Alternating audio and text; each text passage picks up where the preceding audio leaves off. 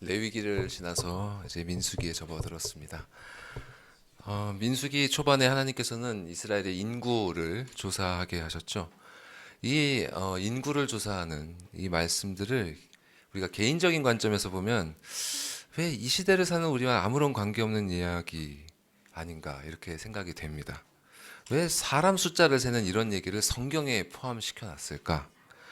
이런 말씀이 나의 구원과 무슨 상관이 있나? 도대체 여기서 무슨 영적인 유익을 얻을 수 있나 이런 생각이 들죠. 하지만 성경은 개인의 구원만을 위한 책은 아닙니다. 하나님께서는 성경을 통해 당신의 백성들, 즉 공동체를 또 어떻게 구원하시는지, 그리고 어떻게 당신의 나라를 건설해 가시는지를 보여주십니다.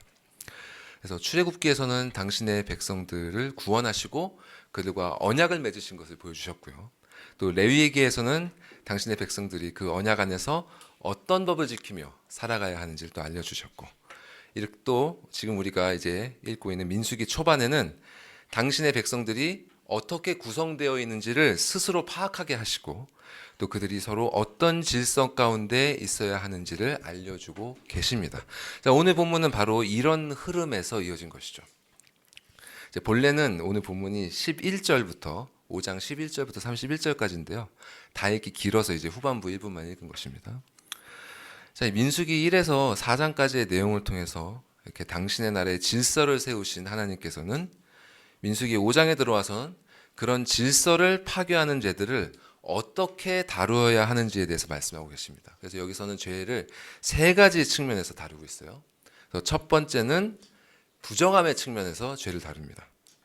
지난주 우리가 황 목사님의 말씀을 통해서 들은 것처럼 부정한 사람은 하나님과 함께 할 수 없죠. 그래서 1절에서 4절까지는 원죄로 인해 부정함을 입은 사람들을 어떻게 처리해야 할지를 말씀하고 있습니다. 그리고 두 번째로 다루는 죄의 측면은 범죄성이에요. transgression. 그래서 5절에서 10절은 죄를 지어서 여호와를 거역하고 공동체에 해를 입힌 사람들에게 어떻게 그 죄값을 치르게 해야 할지를 가르치고 있는 것입니다. 자, 그러면 여기서 이어지는 오늘의 본문은 죄의 어떤 측면을 다루고 있는가? 어떤 측면일까요? 바로 죄의 불성실함입니다. unfaithfulness. 신실하지 못한 거죠. 근데 여러분 이미 읽어보셨겠지만 이 본문의 내용을 이해하는 것이 참 쉽지 않아요. 또 어떻게 보면 좀 불편하게 여겨지기도 합니다. 근데 여성을 차별하는 것 같고 또 막 무슨 이 미신적인 느낌이 들기도 하고, 그죠? 아마 오늘 본문이 모세 오경 중에서 뭐 여러 이해하기 어려운 본문들이 많이 있지만 그 중에서도 가장 이해하기 어려운 본문 중 하나가 아닐까 합니다. 그래서 유대인들한테도 그랬던 것 같아요. 그래서 유대인들이 쓴 그 탈무드 아시죠? 탈무드 중에 요 내용, 이 본문의 내용을 중점적으로 집중해서 다루는 소타라는 논문이 있다고 합니다.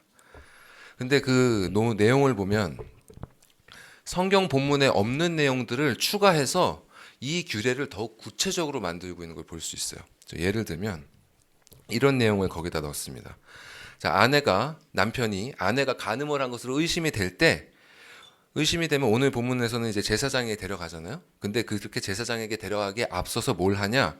먼저 2명의 증인 앞에서 경고를 해야 된다. 이런 내용을 추가를 하고 있어요. 그리고 그렇게 경고를 한 다음에도 여전히 아내가 의심되는 행동을 한다. 그러면 그때 비로소 이 법을 적용할 수 있다고 하는 것입니다. 또 이 법을 적용하더라도 이 의심을 받는 아내가 쓴 물을 마시잖아요. 그 쓴 물 마시는 것을 거부할 수 있는 권리가 있다. 또 이런 규정을 저기에 추가를 하고 있습니다. 자, 여러분 어떤가요? 이런 내용들을 추가를 하면 그래도 좀 뭔가 좀 합리적인 것처럼 느껴지시나요? 네. 이것이 바로 유대인들이 하나님의 말씀을 지킨다고 할 때 하는 일들입니다. 그러니까 그들은 하나님의 말씀을 그대로 따르는 것이 아니라 자신들에게 더 납득이 가는 내용으로, 그리고 더 실천할 만한 내용으로 바꿔버렸어요. 이렇게 하나님의 말씀을 사람의 시각으로 재단하면서 그러면서 정작 그 말씀이 주시고자 하는 진리는 놓쳐버리는 것입니다. 자, 그런데 이 말씀은요, 유대인들이 생각하는 것처럼 또 현대 우리가 느끼는 것처럼 그렇게 불공평하고 이상한 말씀이 절대 아닙니다. 그래서 이 안에는 하나님께서 당신의 자녀들에게 주시고자 하는 은혜의 진리들이 숨겨져 있어요. 자, 그 진리를 한번 찾아볼 텐데요. 근데 진리를 찾기 전에 먼저 선행되어야 될 것이 있습니다. 그것이 뭐냐면 이 말씀을 바라보는 우리의 시각을 교정하는 일이에요. 왜냐하면 이 말씀이 지금부터 대략 3,500년 전에, 그것도 우리와 비슷한 문화권, 동양 문화권도 아니라 저기 고대 근동에 살던 사람들에게 주신 말씀이기 때문입니다. 이 고대 근동에 살았던 대부분의, 거의 다라고 할 수 있겠죠. 그 문화들은 굉장히 가부장적인 문화였어요. 뭐 한국도 굉장히 가부장적인 문화에 있었습니다만 얼마 전까지도 뭐 비교할 수 없죠. 그래서 집안의 가장에게 정말 절대적인 권위가 있었습니다. 남성에게. 그리고 여성은 법적으로 아버지나 남편의 보호와 통제 아래에 있었고요. 근데 이런 문화가 정말 죄로 왜곡되어서 그 부작용이 지금까지도 이 근동 지방에서는 이어지고 있습니다. 예를 들어서 그 명예살인이라는 거 있잖아요. 여러분 들어보셨죠? 예. 집안의 명예를 훼손했다는 이유로 가족이나 친척을 죽이는 그런 악습이잖아요. 근데 대부분의 피해자는 여성입니다. 예. 대부분 여성이에요. 여성이 죽어나갑니다. 간음을 한 것으로 의심이 된다든지, 뭐 순결을 잃었다든지, 피해자인데도, 그죠? 그렇게 해서 순결을 잃었다든지 하는 이유로 지금도 적지 않은 여성들이 가족과 친척들에 의해서 죽임을 당하고 있다고 합니다. 매년 한 5,000명 정도 된다고 해요. 예. 지금도 이런 일들이 일어났는데 3,500년 전에는 어땠겠습니까, 여러분? 만약에 아내가 간음을 행한 것으로 의심이 된다면 당시의 남편들은 아무 증거도 없이 그저 의심이 된다는 이유만으로도 아내를 내쫓거나 죽이는 것이 허용되는 그런 분위기였을 겁니다. 이건 그냥 추측이 아니라 역사적인 기록을 통해서도 그런 분위기가 충분히 읽혀집니다. 그 함무라비 법전이라는 아주 유명한 법전이 있죠. 고대 근동에. 그 법률 문서가 있는데 이런 기록이 있습니다. 만일 어떤 여인의 간음 혐의에 대해서 물증은 없고 심증만 있을 경우에 그 여인은 자신의 결백을 증명하기 위해서 스스로 깊은 강물에 뛰어들어야 됩니다. 그래서 거기서 살아나오면 무죄한 것이고 거기서 빠져 죽으면 유죄예요. 거기가 뭐 그냥 깨끗한 물만 있겠습니까? 온갖 동물이 다 있을 텐데. 오늘 본문은 바로 이런 사회적 배경에서 나온 말씀입니다.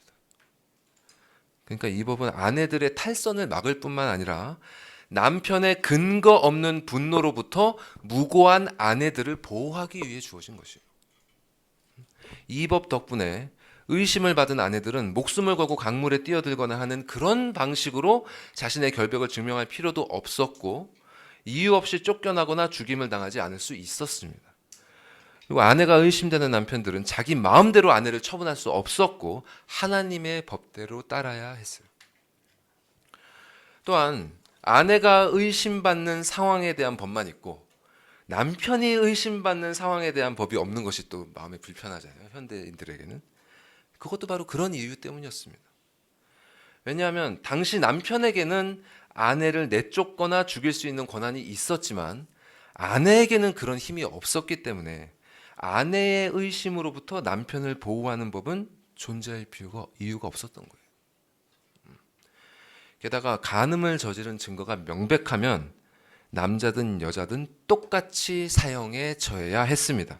레위기 20장 10절은 분명히 말씀합니다. 누구든지 남의 아내와 간음하는 자, 곧 그의 이웃의 아내와 간음하는 자는 그 간부와 음부를 남녀를 둘 다 반드시 죽일지니라.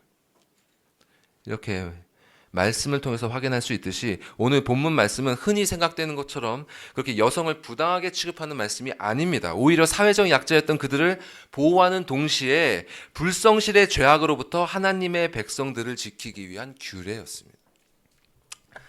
자, 그럼 이 규례가 설명하고 있는 그 의식들은 또 어떤 의미를 갖고 있는지 살펴보겠습니다. 우리 눈에 참 이상해 보이는 이 의식들은 도대체 무슨 의미를 갖고 있을까요? 먼저 여러분 본문 15절을 보시면 보리가루 10분의 1 에바를 헌물로 드리라 이렇게 말씀하셨습니다. 이 10분의 1 에바, 보리가루 10분의 1 에바는 대략 한 2.2리터 정도 부피라고 해요. 그래서 무게는 한 1에서 한 1.3kg 정도 되는 무게라고 합니다. 예. 그리고 근데 이렇게 곡물을 드리는 제사를 소제라고 하는데요. 여러분 기억나신지 모르겠는데 우리가 레위기 읽기 전에 영상 봤었죠? 그 영상에 소제를 뭐라고 설명했는지 기억나십니까? 소제는 왕이신 하나님의 주권을 인정한다는 의미를 갖고 있습니다. 주께서 우리에게 주신 그 곡물로 우리의 생명이 유지되고 있는 것처럼 주님의 주권에 우리의 모든 것이 달려있음을 인정하고 그 은혜에 감사한다는 뜻이 소제에 담겨 있어요. 이렇게 하나님의 주권을 인정하고 감사하는 일에는 이제 기쁨이 따르게 마련이죠. 그래서 원래 소제는 고운 밀가루에다가 기름과 유향을 믹스해서 섞어서 드리게 되어 있습니다. 그래서 그것을 드리면 하나님께 향기로운 냄새가 된다. 이렇게 성경은 표현하고 있어요. 그런데 오늘 이 규례에서 바치는 소제는 고운 밀가루가 아니죠. 고운 밀가루가 아니라 값싸고 거친 보리가루였습니다. 그리고 향기로운 냄새가 나게 하는 기름과 유향도 섞지 않았어요. 이렇게 아내를 의심하는 일은 하나님 앞에서 결코 기쁜 일이 될 수 없는 것입니다. 이렇게 남편은 의심의 소재를 하나님께 바쳐서 아내에 대한 판단을 그분의 주권에 맡겨야 했습니다. 자신은 아내의 은밀한 일에 대해서 확실히 알지 못하지만 하나님께서는 사람의 마음의 비밀을 아시기 때문에 선하시고 전지하신 그분의 판단에 의지해야 하는 것입니다. 자, 이렇게 남편이 아내를 여호와의 판단에 맡기면 제사장은 의식에 사용할 물을 준비해야 됐어요. 그래서 이제 토기에 거룩한 물을 담는다 이렇게 말씀하고 있는데 이 물은 무슨 물이냐면 그 성막에 보시면 그 물두멍이라고 있거든요. 그 물두멍에 담긴 물이 바로 여기에 쓰는 거룩한 물입니다. 이게 제사장이 그 성막에 제사를 드리러 또 하나님의 일을 하기 전에 항상 자신을 정결하게 하기 위해서 이 물을 사용을 했거든요. 그래서 이 물은 죄의 더러운 것들을 씻어내고 사람을 거룩하게 구별하는 그런 하나님의 능력을 상징합니다. 자, 근데 이 물에다가 성막 바닥에 티끌을 넣는다 그랬어요. 티끌을. 이 티끌이라고 번역된 단어가 우리가 이미 읽어본 단어입니다. 창세기 3장 14절에 보면 이 단어를 흙이라고 번역을 해요. 창세기 3장 14절에 무슨 말씀이 있냐면 여호와께 반역한 뱀이 하나님께 저주를 받아서 흙을 먹게 된다는 말씀이 있죠. 거기에서 그 흙이 바로 이 티끌입니다. 그러니까 이 티끌은 하나님께 정죄를 받는 상태임을 나타내는 것이죠. 하나님의 정죄를 받는 그 뱀이 티끌을 먹는 처지가 된 것처럼 사람도 티끌에다가 땀을 흘려야 거기에서 난 것을 먹을 수 있는 처지가 된 것입니다. 이렇게 티끌은 하나님의 심판을 나타냅니다. 근데 여기에서 그치지 않고 이 물에다가 양피지 두루마리에 쓴 저주의 말을 빨아 넣는다 그랬어요. 씻어서 넣는단 말이에요. 그 글씨를 씻어서 넣는다. 그때의 잉크는 이렇게 지금처럼 이렇게 이렇게 스며들어 버리는 것이 아니라 이게 얹어지는 형태였다고 합니다. 그래서 이게 씻겨 내려갔어요. 자, 그 저주의 내용은 이렇죠. 네가 잘못한 일이 없으면 해를 받지 않겠지만 만일 남편을 속이고 간음의 죄를 범했다면 하나님께서 내 넓적다리가 마르고 이제 우리가 개역 한글에서는 넓적다리가 떨어진다 이렇게 표현되어 있죠. 개정에서는 마르고 이렇게 되어 있습니다. 내 넓적다리가 마르고 내 배가 부어서 너의 백성들 중에 네가 저주거리와 맹세거리가 되게 하실 것이다. 자, 여기서 이 넓적다리가 마른다는 표현은 그러니까 생식기관, 그러니까 아기를 가지는 기관이 손상이 돼서 더 이상 아기를 낳을 수 없게 되는 상태가 된다는 뜻입니다. 그러니까 이 젊은 여인이 아이를 낳지 못하게 된다는 것은 생명력을 상실했다는 뜻인 동시에 하나님의 심판을 받았다는 의미죠. 그리고 이 배가 부풀어 오른다는 표현은 어떤 질병에 대한 표현만이 아니라 이 사람 속에 숨겨져 있던 죄의 부패함이 표면으로 드러난다는 뜻이 있어요. 그래서 성경은 종종 하나님께서 이렇게 피부로 이렇게 드러나는, 겉으로 드러나는 이런 질병들을 통해서 부패한 사람들을 심판하신다는 말씀이 많습니다. 자, 근데 어떻게 그 물을 마신다고 해서 이런 결과가 나올 수 있을까요? 뭐 그 티끌이나 뭐 거기에 쓴 잉크에 무슨 해로운 성분이 있어서 이런 일이 일어날까요? 그런 건 아닙니다. 제가 궁금해서 찾아봤어요. 그 당시에는 어떤 잉크를 썼는지. 예. 보니까 이제 나무를 태운 숯가루에다가 물을 넣고 거기다가 기름이랑 꿀을 넣어서 익혀가지고 이렇게 점도를 맞춰서 잉크로 쓴다고 합니다. 그러니까 사실 그렇게 해로운 성분이 없어요. 예. 티끌이란 건 흙이잖아요, 그냥. 그리고 흙 많이 넣는 거 아니고 조금 이렇게 넣는 겁니다. 그러니까 맑은 물에다가 약간의 흙과 숯은 또 몸에 좋다고도 하잖아요. 넣어서 마시는 게 인체에 그렇게 해로운 게 아니에요. 그러니까 그런 결과가 난다는 것. 넓적다리가 마르고 배가 부풀어 오르는 그런 결과가 난다는 것은 이 물 때문이 아니라 이 물을 시험의 도구로 삼으신 하나님 때문인 것입니다. 그런데 이 의심을 받는 여인이 바로 이 물을 마시는 게 아니죠. 이 물을 마시기까지는 여러 절차를 거쳐야 됐어요. 먼저는 제사장을 따라서 여호와 앞에, 즉 번제단 앞에 서야 됩니다. 자, 번제단은 불이 항상 타고 있죠. 하나님의 임재, 하나님의 심판을 상징하는 불이 항상 타고 있습니다. 여인은 먼저 그 앞에 서야 됩니다. 그리고 그 앞에서 여인은 자신의 머리를 풀어야 된다 그랬어요. 머리를 푼다는 건 무슨 뜻이냐? 주님 앞에 자신의 겸손히 낮추고 자신의 부정함과 수치스러움을 숨기지 않겠다는 뜻입니다. 자신을 솔직히 오픈하겠다는 뜻입니다. 그렇게 머리를 풀고 서 있는 여인의 손에다가 제사장은 여호와께 바칠 소제를 담은 그 그릇을 올려놓습니다.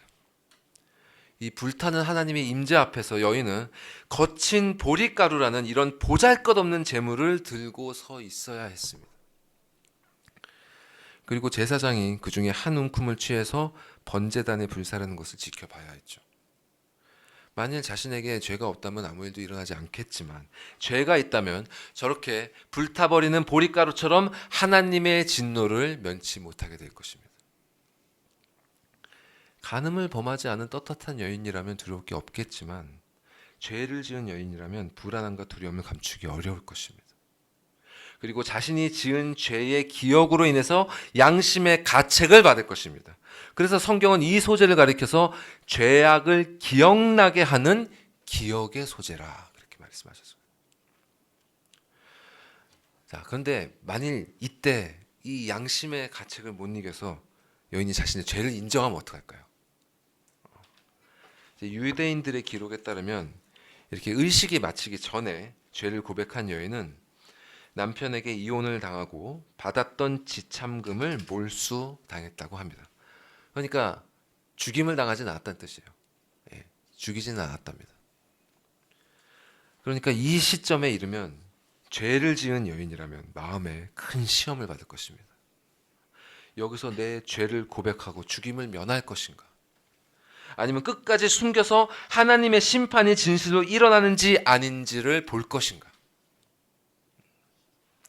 끝까지 하나님 앞에서 자신의 양심을 속이는 사람은 결국 저주가 되게 할 이 쓴 물을 마시게 될 것입니다.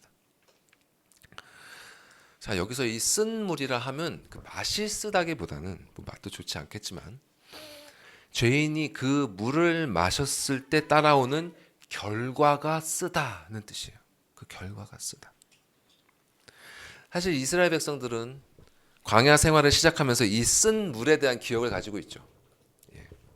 출애굽기 15장에 보면 홍해를 통과한 이스라엘 백성들이 광야에서 처음 발견한 식수가 바로 이 쓴 물이었다고 했습니다.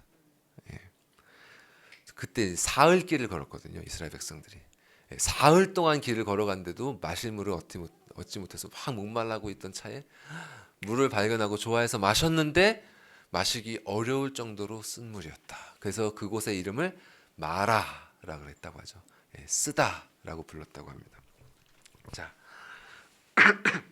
근데 성경은 그건 마라에 대해서 이렇게 기록을 하고 있어요. 출애굽기 15장 25절에 보면 거기서 즉 마라에서 여호와께서 그들을 위하여 법도와 율례를 정하시고 그들을 시험하셨다. 그러니까 이 쓴 물이라는 거는 하나님의 시험을 통해서 사람의 죄악이 드러나는 것을 상징하는 것입니다. 끝까지 하나님과 사람 앞에서 자신의 양심을 속인 여인은 결국 이 쓴 물을 마시게 될 것입니다. 그리고 결국 감추었던 죄악이 드러나고 그에 따른 쓰디쓴 결말을 맛보게 될 것입니다. 그러나 남편에게 신실하여 죄가 없고 정결한 여인은 쓴 물의 해를 받지 않고 임신하게 되는 축복을 누릴 것입니다. 이렇게 오늘 본문은 전지하신 하나님 앞에 숨겨질 것이 없고 또 그분께서 모든 것을 공의롭게 심판하실 것을 말씀하고 있어요. 또 그분 앞에서 남편과 아내는 서로에게 신실해야 하고 또 자신들을 은혜롭게 인도하시는 그분께 모든 영광을 돌려야 하는 것입니다. 자, 우리에게 구약 성경만 있었다면 여기서 설교를 마쳐도 되겠죠. 하지만 하나님께서는 우리에게 예수 그리스도를 보내주시고 신약 성경을 계시해 주셨습니다. 이렇게 신구약 전체 성경의 빛 아래에서 오늘 본문은 더욱더 풍성한 진리를 우리에게 가르쳐주고 있어요. 자, 그 의미를 살펴보겠습니다. 자, 먼저는 우리는 이 말씀 앞에서 이 말씀이 부부의 그 관계에 대한 말씀을 기억을 해야 돼요. 이 성경에서는 하나님께서 언약 백성과 맺으신 그 관계를 부부관계, 부부의 관계에 빗대서 설명을 많이 하고 있죠. 자, 말씀 보여주실까요? 함께 이사야 말씀 같이 읽겠습니다. 시작. 이는 너를 지으신 이가 내 남편이시라. 그의 이름은 만군의 여호와이시며 내 구속자는 이스라엘의 거룩한 이시라. 그는 온 땅의 하나님이라 일컬음을 받으실 것이라. 여호와께서 너를 부르시되 마치 버림을 받아 마음에 근심하는 아내 곧 어릴 때 아내가 되었다가 버림을 받은 자에게 함과 같이 하실 것임이라. 내 하나님께서 말씀하셨느니라. 자, 우리를 지신 창조주 하나님께서는 다시 우리의 남편이 되어 주셨습니다. 아담의 범죄 이후 하나님과의 관계가 끊어진 사람은 마침 버림을 받아 마음에 근심하는 그런 아내처럼 되었죠. 그러나 하나님께서는 다시 우리를 불러 그분의 아내가 되게 해 주실 것입니다. 그래서 사도 바울은 에베소서에서 이 관계를 그리스도와 교회의 관계로 설명을 해요. 에베소서 말씀에서 보시는 것처럼 이렇게 하나님께서 사람과 맺으신 언약의 관계는 마치 부부가 맺은 관계와 같은 것입니다. 그런데 아내가 탈선해서 남편의 신의를 저버리고 다른 남자와 동침한 것처럼 이스라엘은 하나님과의 언약을 저버리고 우상을 숭배하는 영적 간음의 죄를 저지르고 말았습니다. 그래서 하나님께서는 이스라엘을 행음한 아내에 빗대어서 이렇게 말씀하셨습니다. 말씀 보여주시죠. 제가 읽겠습니다. 내게 배역한 이스라엘이 간음을 행하였으므로 내가 그를 내쫓고 그에게 이혼서까지 주었으되 그의 반역한 자매 유다가 두려워하지 아니하고 자기도 가서 행음함을 내가 보았노라. 그가 돌과 나무와 더불어 행음함을 가볍게 여기고 행음하여 이 땅을 더럽혔거늘 이 모든 일에 있어도 그의 반역한 자매 유다가 진심으로 내게 돌아오지 아니하고 거짓으로 할 뿐이니라. 여호와의 말씀이니라. 솔로몬 이후에 이스라엘은 북이스라엘과 남유다로 갈라졌습니다. 그리고 북이스라엘은 극심한 우상 숭배죄에 빠져서 하나님과의 관계가 끊어져 버리고 말았죠. 이혼 증서를 받았습니다. 그런데 남유다는 이를 교훈으로 삼아서 두려워하기는커녕 도리어 하나님과 끊어진 그 이스라엘을 쫓아서 행음의 길을 따라가 버렸습니다. 그 결과 찬란했던 솔로몬의 이스라엘은 처참하게 멸망하고 말았어요. 이 일이 기록된 것은 그냥 역사의 기록이 아니라 바로 우리를 위해 기록된 것입니다. 영적인 간음은 고대 이스라엘만 저질렀던 죄악이 아님을 우리는 인식해야 합니다. 정신 차리고 깨어서 우리는 스스로에게 질문해야 됩니다. 나에게 자유가 주어졌을 때 무엇을 하길 즐거워하는가? 아무도 보지 않는 곳에서 나는 무엇을 하는가? 내 마음속에 품고 은밀히 즐기는 그것은 무엇인가? 내 마음의 주인은 도대체 누구인가? 생각해 보십시오. 이 질문들에 여러분의 양심은 무엇라 답하고 있습니까? 여러분의 마음에 품고 있는 것은 무엇입니까? 남편 대신 그리스도십니까? 아니면 다른 어떤 것입니까? 혹 그리스도와 함께 다른 무언가를 한쪽 구석에 슬며시 품고 있지 않습니까? 그것이 무엇인지는 저도 모르고 여러분의 가족도 모릅니다. 오늘 민수기 본문에서 남편이 아내의 간음에 대해서 확실히 알지 못했던 것처럼 사람은 알지 못해요. 사람은 모릅니다. 그러나 오직 한 분 하나님은 아십니다. 성령께서 신자의 양심에 떠올려 주신 바로 그것이 우리가 그리스도의 목전에서 간음을 저지르고 있는 그 대상입니다. 여러분, 만일 배우자가 간음을 저질렀다는 사실을 알게 된다면 어떤 마음일 것 같으세요?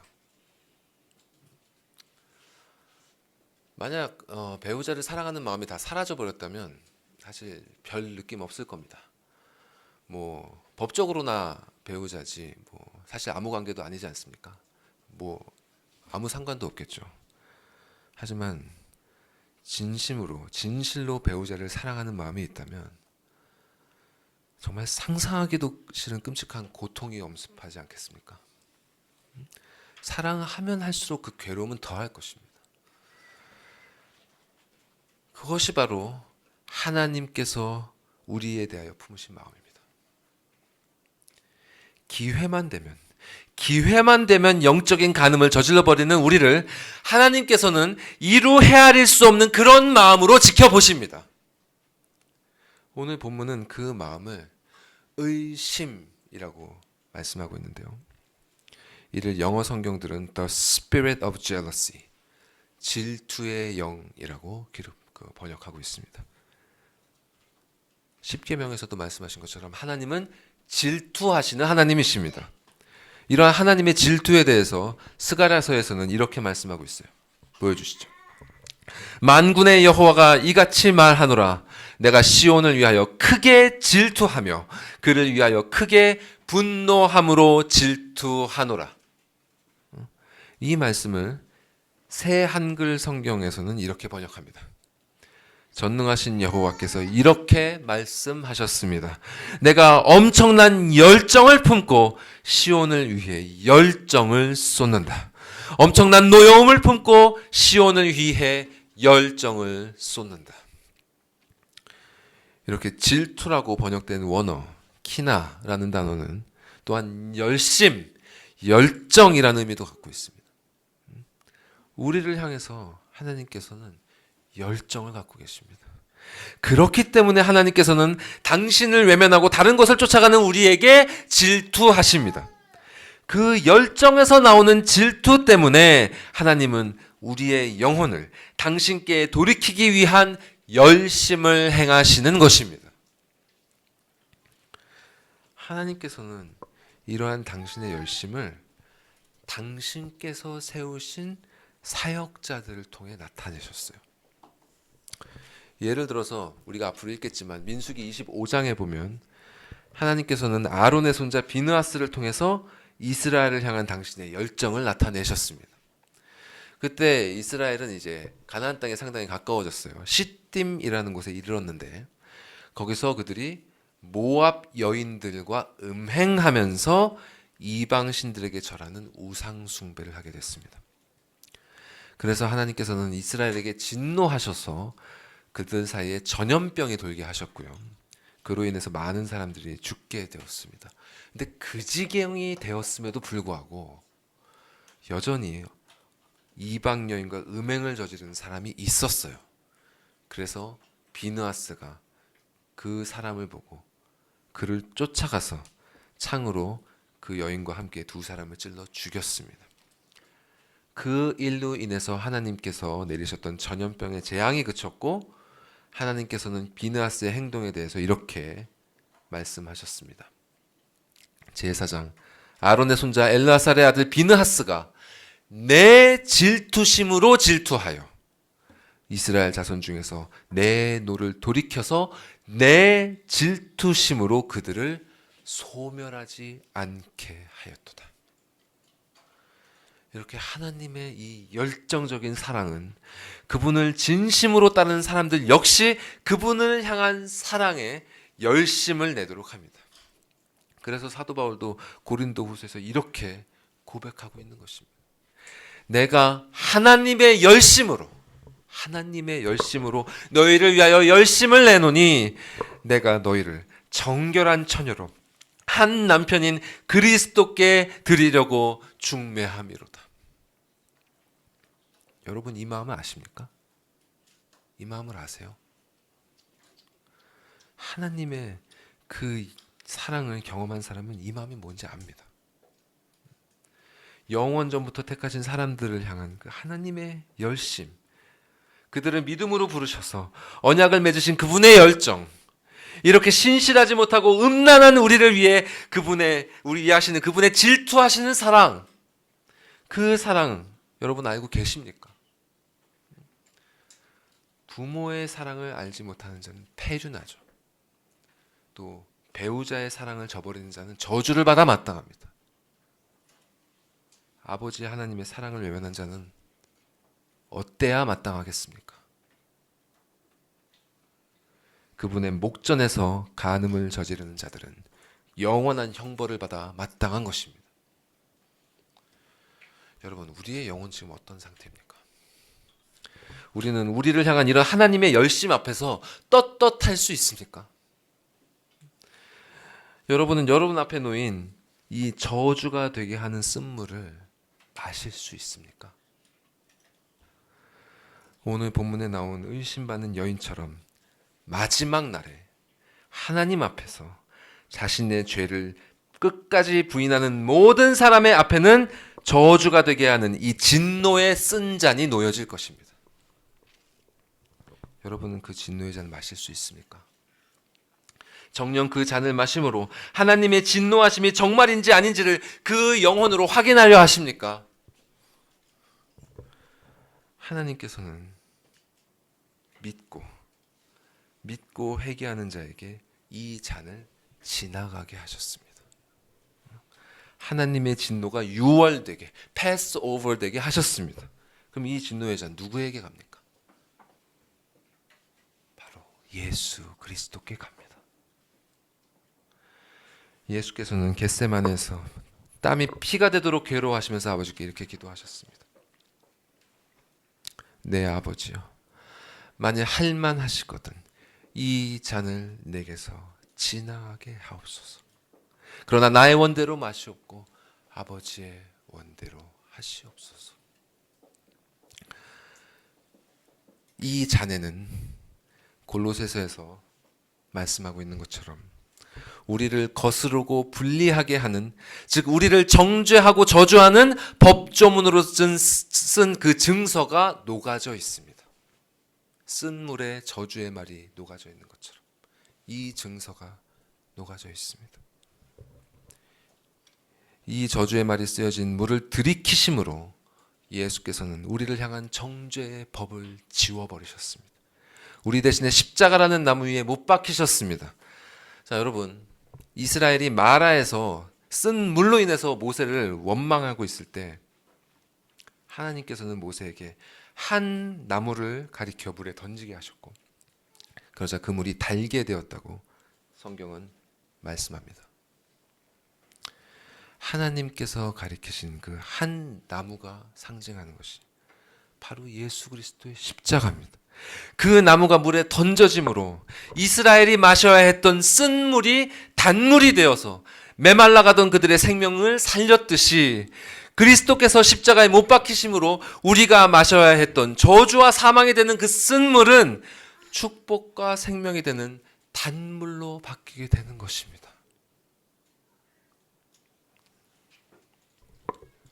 여러분, 하나님의 열심으로 그 열심을 내었던 비누아스와 바울처럼 여러분께 열심으로 저도 권면을 드립니다.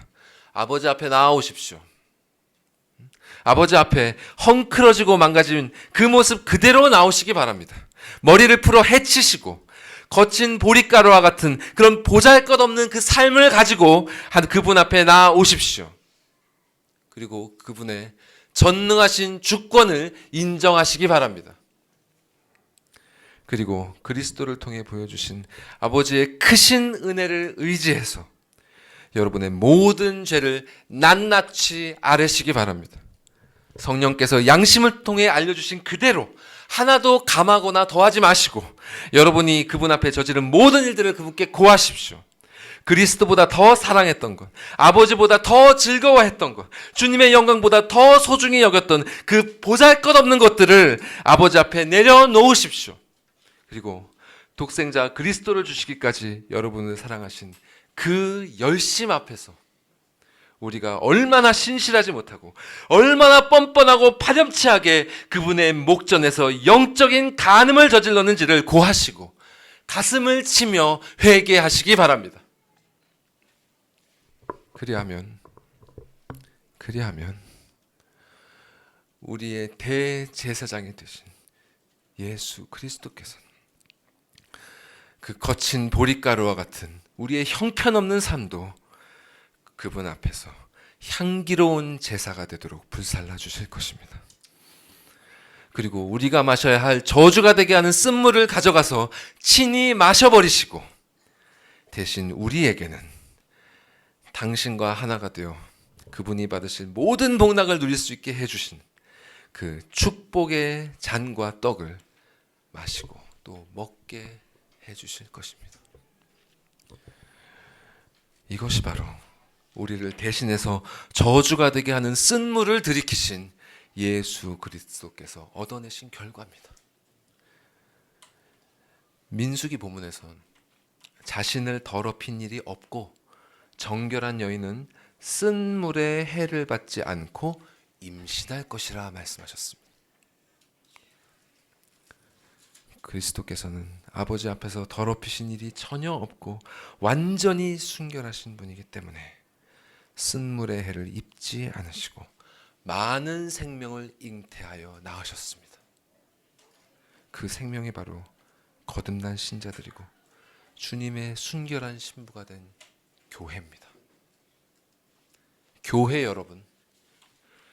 여러분, 곧 신랑이 오십니다. 그날이 언제인지 모르지만 어느새 우리도 모르게 그날이 속히 닥칠 것입니다. 그날이 오기 전에 우리의 영적인 음행을 멈춰야 하지 않겠습니까? 그분 앞에 정결한 신부로 준비해야 하지 않겠습니까?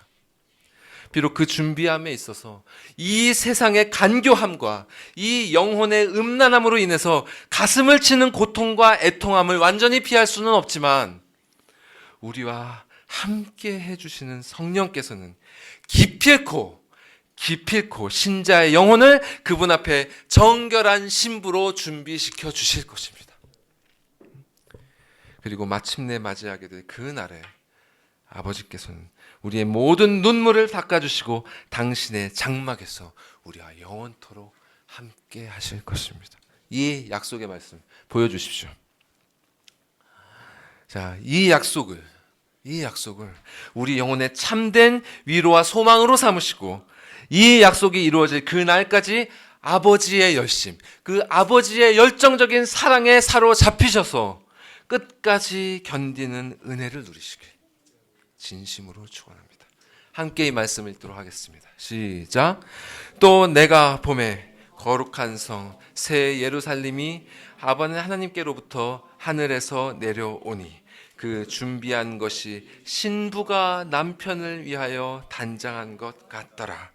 내가 들으니 보좌에서 큰 음성이 나서 이르되 보라 하나님의 장막이 사람들과 함께 있음에 하나님이 그들과 함께 계시리니 그들은 하나님의 백성이 되고 하나님은 친히 그들과 함께 계셔서 모든 눈물을 그 눈에서 닦아 주시니 다시는 사망이 없고 애통하는 것이나 혹하는 것이나 아픈 것이 다시 있지 아니하리니 처음 것들이 다 지나갔음이러라. 아멘. 기도하시겠습니다.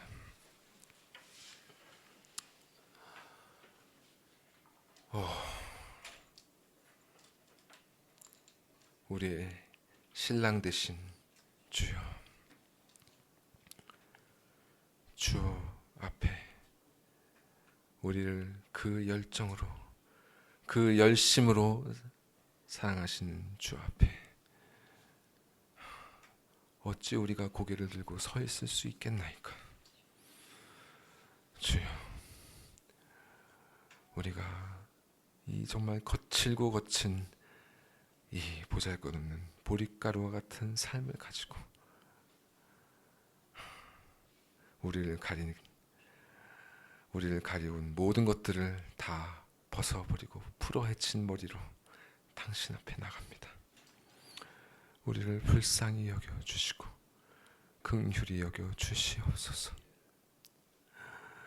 주 예수 그리스도, 부디 당신께서 우리를 받아주사 이 삶을 주 앞에 향기로운 제사가 될 수 있도록 하여 주시고, 우리 앞에 놓인 이 저주가 된 쓴물을 주님 취하여 주시고, 당신께서 그 쓴물을 생명이 되는 단물로 바꿔주사 당신의 기업에 참여할 수 있게 하시리라 약속하셨사오니 주님, 그 약속의 말씀을 붙들고 나아갑니다. 주님, 우리를 받아주시고 이 약속에 대한 믿음과 참된 확신을 주시옵고, 이 험한 세상을 사는 동안 다른 것에 흔들리지 아니하고 음행의 죄를 범하지 아니하고 주 앞에 정결한 자로 우리의 몸과 마음을 지켜서 마침내 주께서 신랑께서 오실 때에 준비가 된 자로서, 기름이 준비가 된 자로서 기쁜 마음으로 당신을 영접할 수 있는 그 복을 이곳에 모인 우리 모두에게 허락하여 주시옵소서. 이 모든 말씀 우리 구주 예수 그리스도의 이름으로 기도드리옵나이다. 아멘.